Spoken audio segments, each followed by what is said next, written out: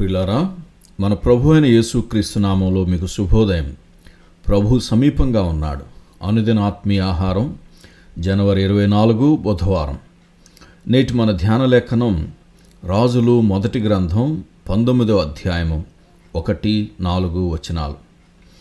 ఏలియా చేసినదంతయును, అతడు ఖడ్గము చేత ప్రవక్తలనందరినీ చంపించిన సంగతియును ఆహాబు యెజెబెలునకు తెలియజెప్పగా, తాను ఒక దిన ప్రయాణము అరణ్యములోనికి పోయి ఒక బదరీ వృక్షం క్రింద కూర్చుండి మరణాపేక్ష గలవాడై, యెహోవా, నా పితరుల కంటే నేను ఎక్కువ వాడను కాను, ఇంత మట్టుకు చాలును, నా ప్రాణము తీసుకొనుము అని ప్రార్థన చేశాను.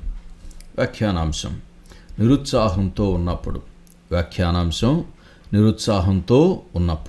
వ్యాఖ్యానం: ఏలియా కర్మేలు దగ్గర యెహోవా కొరకు గొప్ప విజయం సాధించిన తర్వాత యెజెబెలు రాణి అతన్ని సంహరిస్తానని భయపెట్టింది.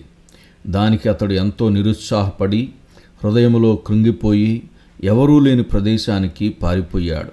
ఒక బదరీ వృక్షం క్రింద కూర్చొని తన ప్రాణం తీసుకోమని దేవుని వేడుకొన్నాడు. అంత అద్భుత కార్యాలు చేసిన ఒక దైవజనుడు అకస్మాత్తుగా అటువంటి నిరుత్సాహంతో ఉండి ఆత్మలో నీరసిల్లిన వానిగా ఉండటం చూచి మనం ఆశ్చర్యపోతాం. కానీ మనం ప్రభువు నుండి మన దృష్టిని మళ్లించి మన చుట్టూ ఉన్న పరిస్థితుల మీద దృష్టి సారించినట్లయితే మనకు కూడా ఇదే జరుగుతుంది.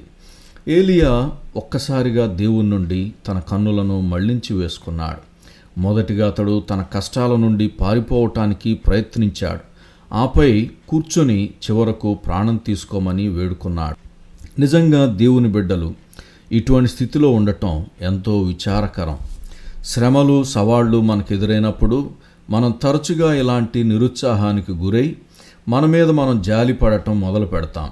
మన విరోధి అయిన సాతాను మరియు అతని అనుచరులైన దయ్యాలు సువార్తను నిరోధించటానికి, మన సాక్ష్యాన్ని నాశనం చేయడానికి మనలోని నిరుత్సాహాన్ని వాడుకునే ప్రయత్నం చేసినప్పుడు మనం ఆశ్చర్యపోనవసరం లేదు.